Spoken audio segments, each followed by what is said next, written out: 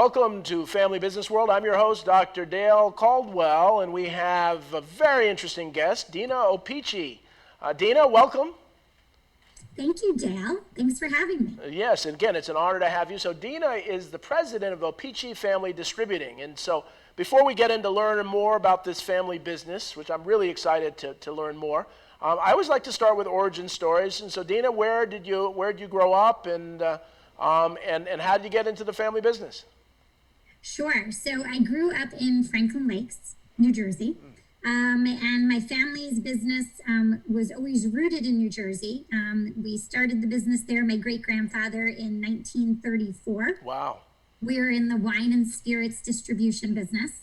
And so the business has always revolved around New Jersey, but as the years went on, we continued to expand. We expanded into New York in 1947, into Connecticut in 1995, and our most recent expansion 5 years ago was into Maryland, Delaware, and DC. So for us, New Jersey is somewhat the epicenter of our business. It's where all of our corporate offices are held in Glen Rock, New Jersey. So I haven't strayed very far, I guess you could say. Yeah, that's wonderful. So now where did you go to school, and did you work somewhere else before? What's your history? Sure. So I went to Ramapo High School in Franklin Lakes, and I went to Lafayette College in Easton, Pennsylvania. Nice. Following college, I went to law school at Benjamin Cardozo School of Law in New York. It's part of Yeshiva University. And my full intentions were to be an attorney. And my family supported that. My grandfather was running the business at that point in time. And to be honest with you, never made working for the family business requirement. It was go out and figure out what you want to do, and that had always been my direction. Right. And so following law school, I worked for a law firm for a short period of time, and then it was somewhat happenstance. The partner I worked for left the firm. I was invited to join him in a much larger firm, which was not the direction I wanted to go. And the opportunity to work in the business was available at the time. So I decided I would give it a try and see if it made sense. And obviously 20 years later, I'm still enjoying it. It's making a lot of sense. So let me ask the question I always like to. When you were young, did your family have you like sweeping the floors, working in the business at all? So my grandparents worked together in the business. Worked together, they traveled together. They went to meetings together. They obviously lived together. So the business was really centered to their world. And the wine and spirit business is very relationship based, right? Right. Or at least it didn't used to be so transactional. So their friends were their business partners. They enjoyed it tremendously. And so, what I was exposed to was the way they did business, which was our suppliers coming to their homes, them going to their suppliers' children's weddings. It was very familial. Obviously, over time, that has changed a bit. Our business is still rooted in relationships, but many of those smaller wineries have been purchased by larger companies, consolidated, a little bit different of an approach. But, you still have, at the essence, farmers. And in a lot of respects, we're still having conversations at kitchen tables, right? But today, I'd say, a little bit more multifaceted in that we're also doing business with large publicly held companies that have bought these wineries over time. So I would say I grew up in the business. And yes, there were always opportunities to help out at work. Usually not so glamorous. Right. But it gave you insight into what took place. So you did sweep the floors and maybe clean those. I would say I put time cards in order. I helped out in our accounts payable department. Our business is highly regulated, as you can imagine. And so those areas that you can work under the age of 21 are limited. But yet we always had an opportunity to help out.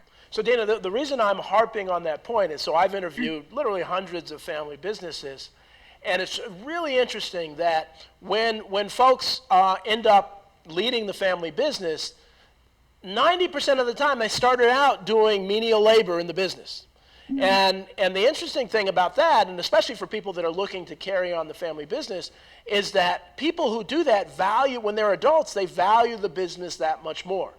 So they really make it, whereas if they start out as a senior vice president, not doing any manual labor, they don't have as much love for the business. And so that pattern really holds. It's really, really very interesting. So any of you who have a younger family business, get your young kids working in the business early on so they really realize, how important that business is.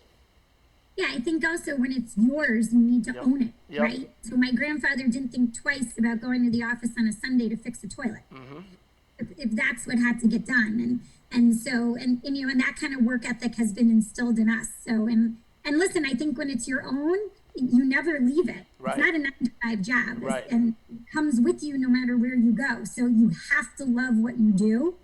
You have to love what you do no matter what you do. But when you work for a family-owned business, you have to especially love what you do, because it surrounds you all the time, right?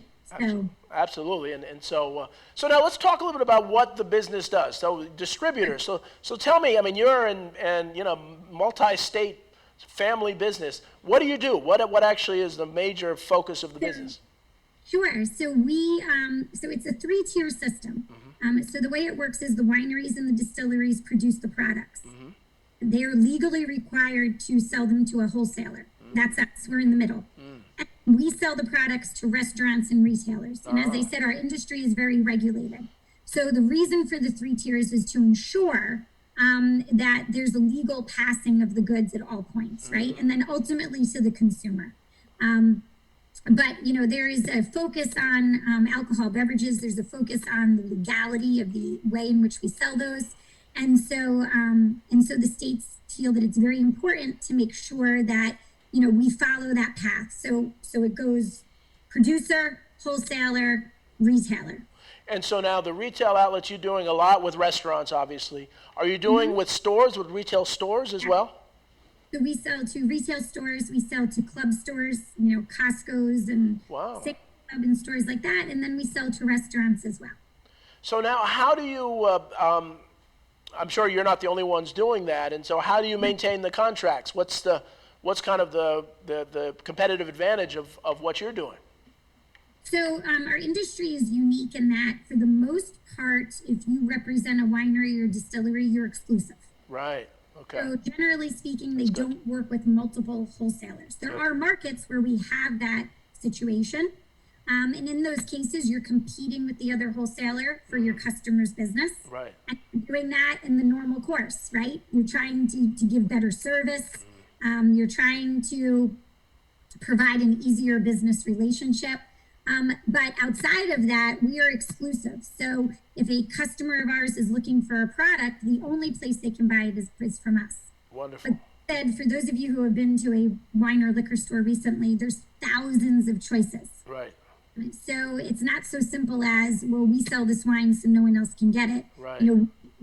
Our objective is to make sure that we're selling those wines and spirits to our customers, telling the story, and ensuring that they're going to promote that product as well. Because with so many options, it's easy to get lost.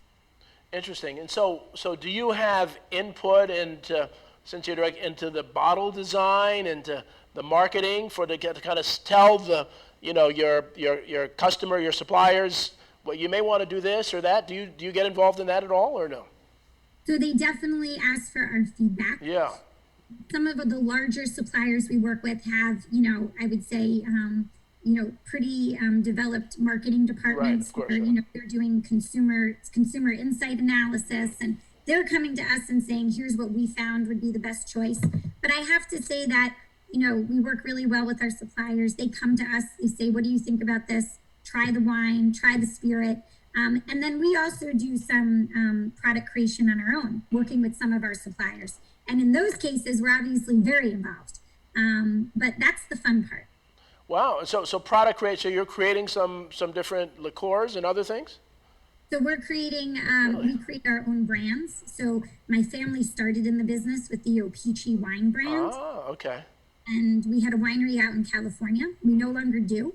And instead now we contract bottle, actually in New York State. Okay. But But in conjunction with that, we're constantly looking to broaden the scope of our portfolio, and we use the opportunity to work with our partners to create new brands and to fill holes in our portfolio, so that when we go to market, we have the best selection for our customers. Wow. And so have you looked at any New Jersey wineries or other things to maybe buy or own? Or So we represent some New Jersey wineries, but not looking to buy one today. and the reason I ask is that I had a winery on the Family Business World Show, and they were saying that New Jersey, people say, oh, California wine, that the longitude and latitude of New Jersey is very similar to Europe. So it actually is a good place to grow wine.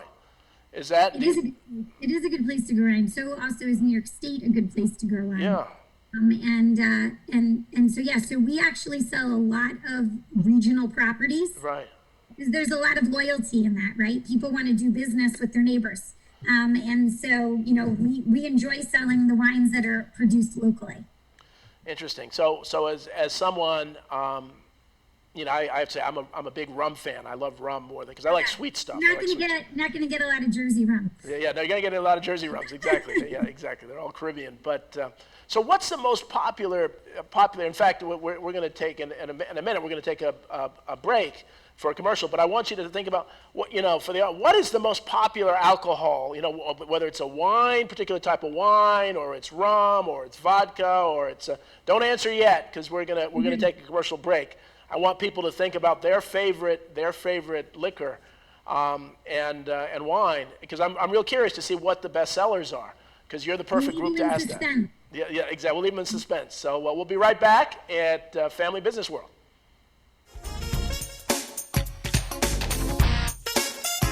Beautiful beaches, solid rock, and everything in between. Look in the window. Now that's New Jersey. Plan your New Jersey trip at visitnj.org. Waves of fun. Nights of excitement. And a trail of memories. Now that's New Jersey.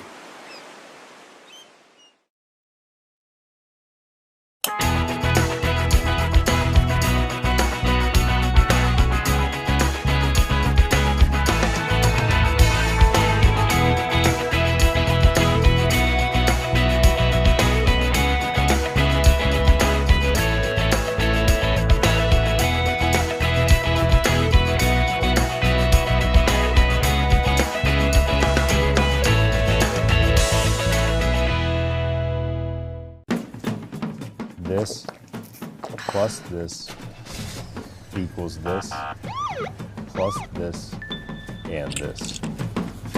Don't drink and drive.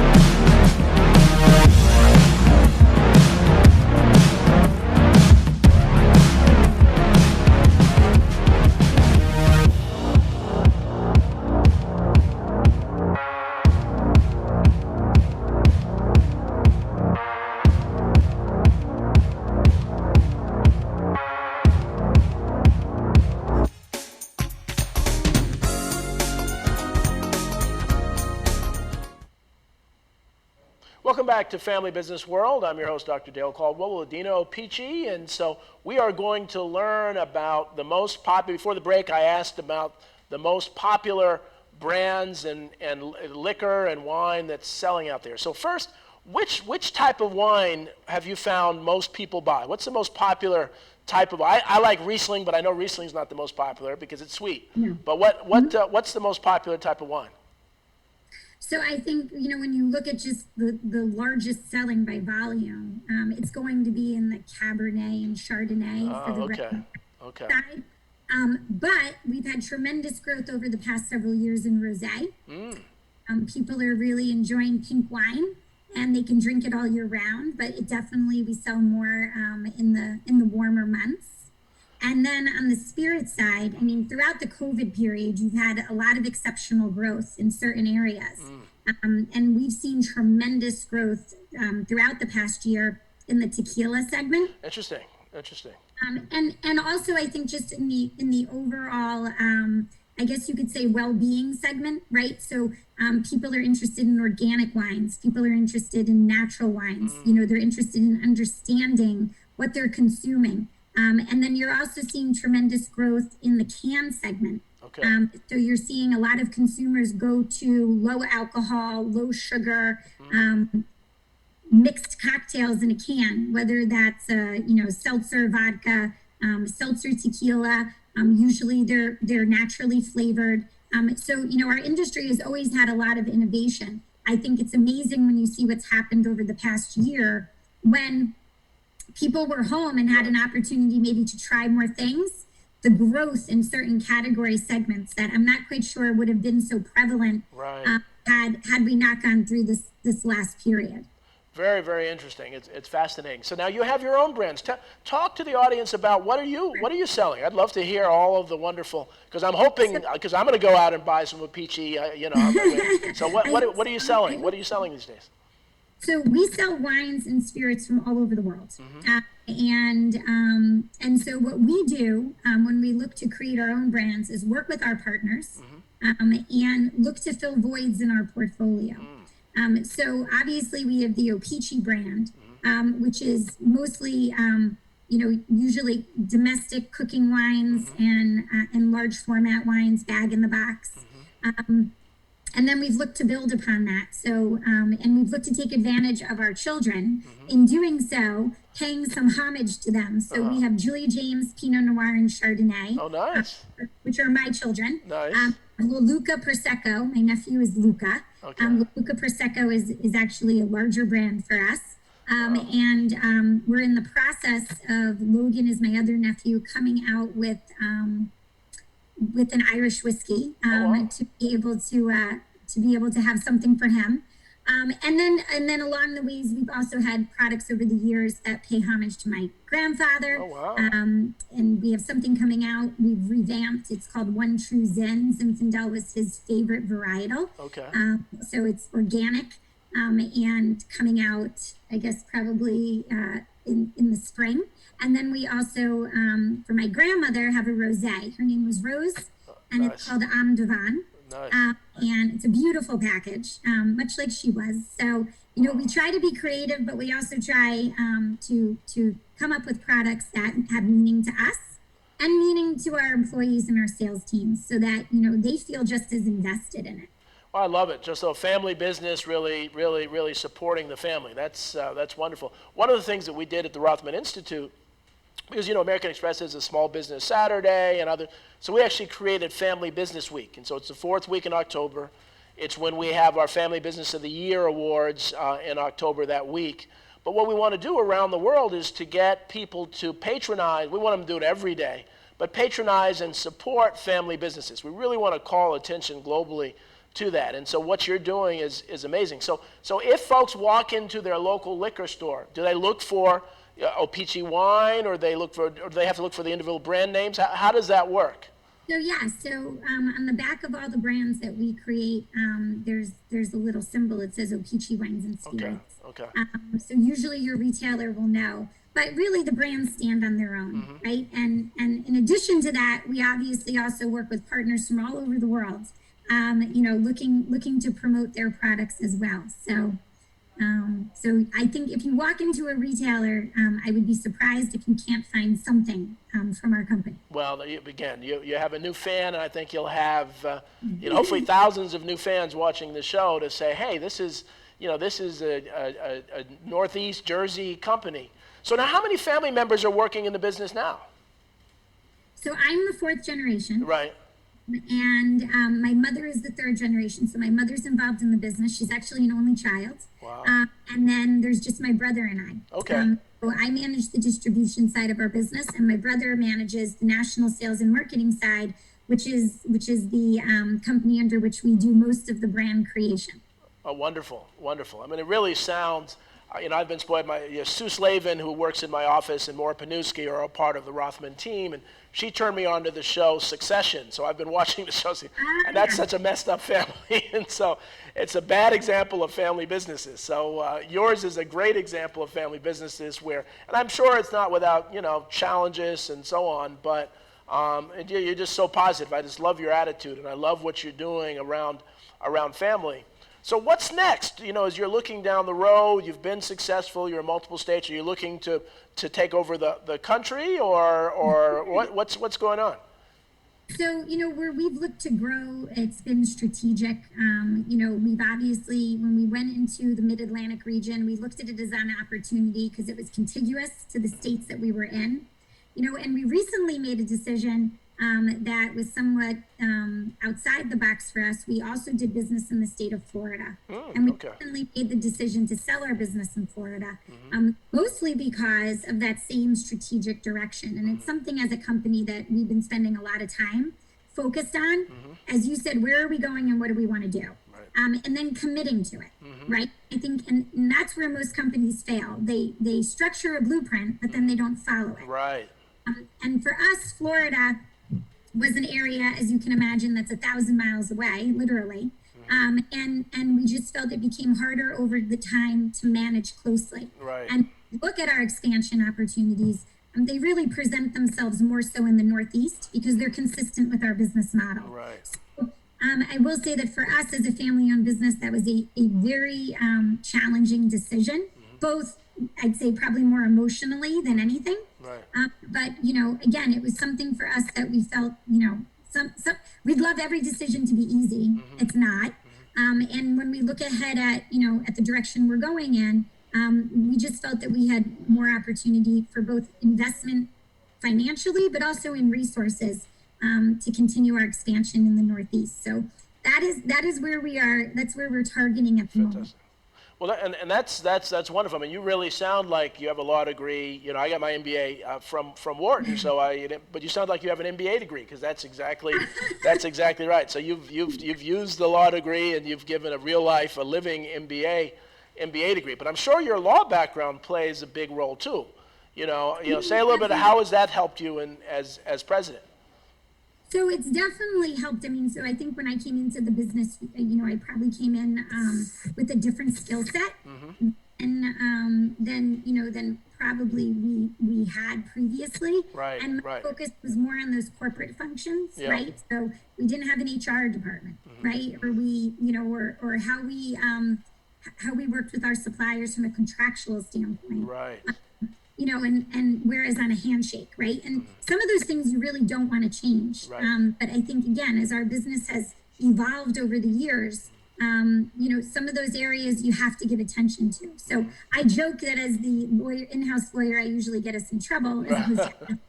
But I will say that it's been a great basis of education for me to have, just even to instill confidence as they came into the business world. And it's something where, now I defer to all my friends who are still lawyers with regards to how to handle different situations because business, our business is so multifaceted. You need labor counsel, you need trademark counsel. Right, exactly. We have compliance counsel. There's all different types of, different areas where, where people specialize, and it's so important to understand those. And so now how many total employees do you have? So we have over 500. 500 employees? Wow. And full-time or mostly part-time? Full-time. And they work in, obviously, warehouse and delivery. So we provide next-day delivery to all of our customers. Our operations are 24 hours a day, Monday through Friday. And then we have sales consultants who are out in the field selling our products every single day. And then we have the administrative staff that's supporting all of those functions. Wow, that's fantastic. I mean, it's really, what a great family business story. and it just, it just pains me. Most people just don't know how pervasive family businesses are to our economy, how important they are to create jobs and to hire people. I think during the pandemic, America woke up to the fact that family businesses hire the majority of people. And so when you shutter them, then that's a major impact on the economy. So talk to me about during the pandemic with the 500 employees, how were you able to survive? Were you able to keep business going, or what did you do? So we were deemed an essential business early on, which we were very thankful for. And that gave us the opportunity to, first of all, keep operating. Wonderful. And so we really didn't skip a beat, I have to say, with regards to, the product that we brought to market, right? So consumers were definitely out shopping and at different periods throughout the pandemic in different ways. We saw shopping in March, April that was more aggressive. Right. And, as time went on, it normalized a bit. And now we're obviously seeing the restaurant segment come back. I mean, for us, that was the biggest fear when the restaurants closed. What was that going to mean to our business? Depending on the state that we're in, restaurant business can be up to 40% of our business. Wow. So it's impactful, not only to our suppliers, but to our employees who call on those accounts and depend upon them for their income. So there was definitely some bumps along the way, but I have to say that we tried to be extremely proactive in looking to protect our employees and also continue to be responsible in how we managed our expense. So we're excited to see things starting to come back to normal, especially for the restaurant segment, because it's so important to our business as we go forward. Well, and that's what a wonderful story. And but the restaurants, when during the midst of the pandemic, so you lost that restaurant, a lot of that restaurant business. Did you make it up elsewhere? So depending on the market, right? So I would say that in certain states, the retail business was enough to up that restaurant business. And in other markets, if you look at, Manhattan, is very hard to make up the restaurant business in that borough. With the retail that's present there. So we had some challenges, but overall, the retail business was very strong and helped us to support our employees who were focused previously on the restaurant segment. Well, Dina, we are unfortunately at the end of time. This is really fascinating. Congratulations to you on your leadership, through the pandemic. This is an amazing organization. I love hearing you speak, and I hope a lot of folks have learned a lot on how you approach leadership and business. And frankly, I love your positivity. I love your can-do attitude, and that's so important. So, I rarely give orders to my audience, but I'm saying you got to go to a liquor store, buy anything Opici when you go there. She's part of our family business family in New Jersey and the Northeast. So Dan, thank you again, once again, and I want to thank all of you for watching Family Business World. We will see you next week. Thank you, Dale. It was a pleasure. Thank you so much, Dina. Thank you so much.